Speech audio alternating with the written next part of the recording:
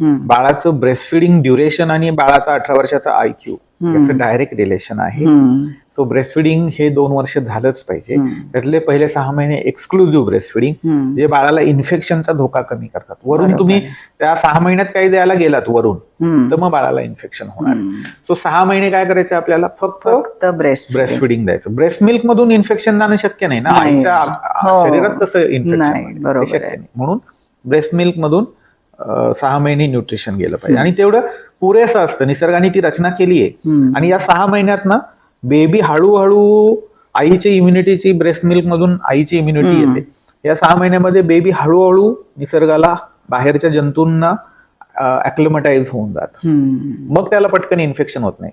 बाळाचं हिमोग्लोबिन चांगलं असेल, आईचं आयरन चांगलं असेल तर बाळाचं सिरम आयरन चांगलं राहतं. त्याचं हिमोग्लोबिन चांगलं असेल तर त्याला इन्फेक्शन होत नाही. बाळाला इन्फेक्शन झाले तर लवकर उपचार करून घ्यायला लागतात.